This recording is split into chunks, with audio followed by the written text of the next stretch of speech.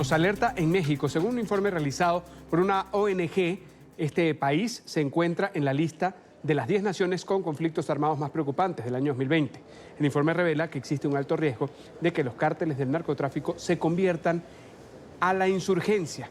Algunos hechos, como el fallido operativo de captura de Ovidio Guzmán López, el hijo del narcotraficante condenado en Estados Unidos Joaquín El Chapo Guzmán, también la masacre de 9 integrantes de la familia Levarón, que se encuentran entre los 34.000 homicidios reportados en el territorio mexicano en el 2019, serían la evidencia de esta situación de inseguridad, muchas veces tocada en distintos debates alrededor de la situación en territorio mexicano. Para hablar sobre esto está con nosotros Gerardo Garibay, doctor en Derecho, analista político, además editor de Wellington. Gracias por estar con nosotros, señor Garibay.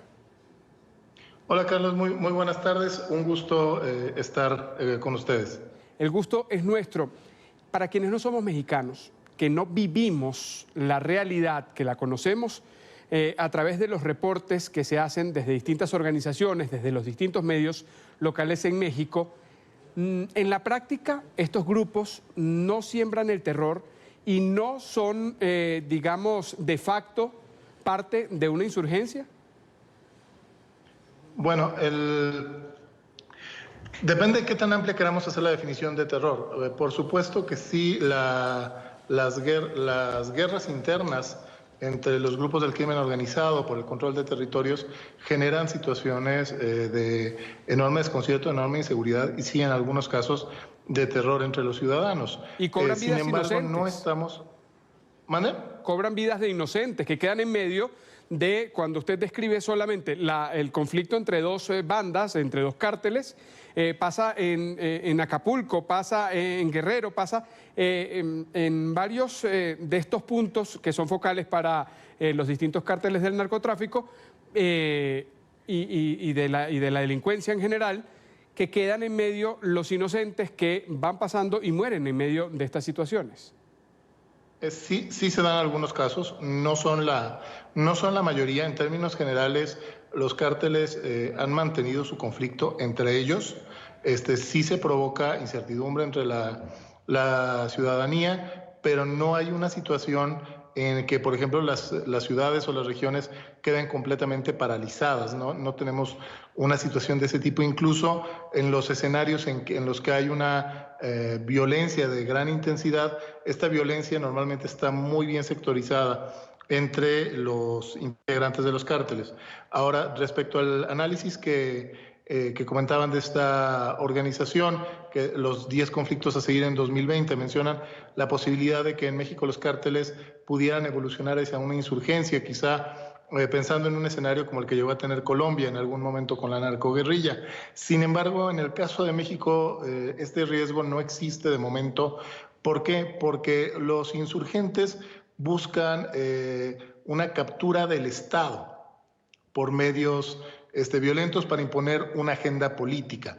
En este caso, los cárteles tienen muy claro que su negocio es el monopolio, digamos, sobre un cierto territorio, sobre las conductas ilícitas que se llevan a cabo en un cierto territorio, y pelean por él, pero no les interesa, digamos, ocupar el gobierno de manera violenta, no les interesa cambiar el orden político del país. Cuando los cárteles buscan capturar espacios políticos, lo hacen más bien a través del soborno, a través de apoyar a ciertos candidatos para que ganen elecciones. Particularmente sucede mucho a nivel local, pero no estamos ante un escenario de que alguno de los cárteles quiera tal cual tomar el control del país, cambiar la forma de gobierno, establecer a sus líderes en la dirigencia política del país.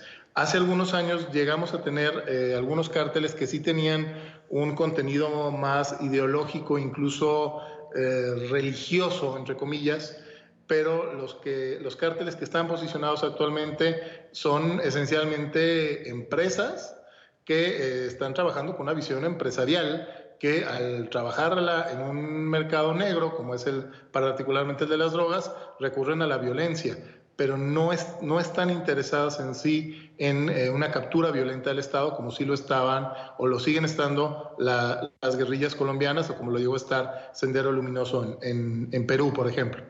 Es decir, no es una motivación política, sino simplemente sigue siendo negocio. Es buena la aclaratoria y esta radiografía, y lo decía, para nuestra audiencia en América Latina, entender la realidad, lo que sucede allí, más allá de lo que una organización, a propósito de investigaciones, puede llegar a concluir. Sí, así es. En México, afortunadamente, los cárteles esencialmente lo que son, pues son empresas que están peleando el mercado, y cuando hay un mercado negro, la única forma de pelear el mercado es a través de la violencia. Pero no hemos brincado a ese aspecto de una mezcla con temas ideológicos o políticos. Ahora, eso no significa que no sea preocupante la violencia. Por supuesto que es muy grave, lo señala el propio informe. México cierra 2019 como el año con más homicidios en su historia registrada moderna, y muy probablemente 2020 vaya a romper el récord. Seguimos viendo casos muy dramáticos de violencia en todo el país. Este caso de la familia Levarón que comentabas hace un momento, la fuga que hubo ayer en la noche y en la mañana de personas ligadas al cártel de Sinaloa que se escaparon de un reclusorio de la Ciudad de México. Es decir, la crisis existe, pero hasta el momento es más una crisis de seguridad pública que una crisis estrictamente militar o de seguridad nacional en el sentido estricto de la palabra.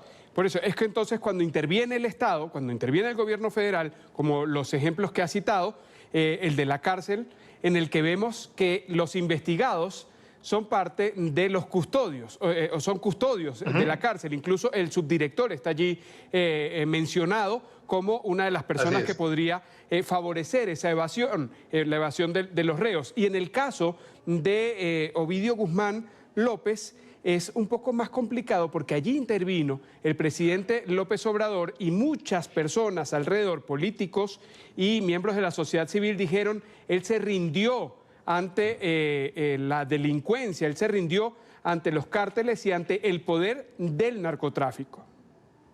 Sí, absolutamente. Lo que pasó con Ovidio fue una rendición de las autoridades ante el poder de fuego del narcotráfico. Eso es trágicamente cierto. También es cierto que en muchas regiones del país los cárteles que están en pugna tienen una capacidad de fuego y de movilización y de logística muy superior a la de las autoridades locales y federales que supuestamente están encargadas de combatirlos. Y eso representa un desafío muy importante para México. México va a tener que tomar decisiones en el corto y no tan corto plazo para darle solución a esta crisis, esta lucha entre los cárteles del narcotráfico que venía arrastrándose ya desde hace unos 25 o 30 años y que detonó en toda su furia a partir de 2006. Me queda muy poquito tiempo, Gerardo, y quiero saber si esta es la conclusión, al menos para mí queda así. Estos cárteles entonces no quieren el poder, sino quieren manejar a quienes están en el poder para favorecerse en ese negocio. Exactamente, lo has definido de manera brillante. Eso es, para ellos su núcleo es el negocio y las personas que están en el poder les sirven como herramientas para mantener su control sobre ese negocio y en ese sentido prefieren influir en el poder en lugar de capturarlo en forma directa y violenta, como sí lo han intentado en otras partes de Latinoamérica y del mundo. Y de distintas maneras lo siguen permeando. Gracias por este análisis, gracias por la aclaratoria, porque en principio, como lo decía, cuando se ve desde fuera del territorio mexicano, a veces no llegamos o parecemos miopes frente a lo que es la práctica, la realidad. Y en esta entrevista hemos podido ver entonces que el llegar al poder, el convertirse en un agente del terror no significa querer usarlo para hacerse de las entidades o las instituciones, sino más bien manejarlas. Gracias, Gerardo, por este análisis. Exactamente. Y ojalá que las cosas se resuelvan. Seguiremos trabajando por eso en México. Hasta pronto.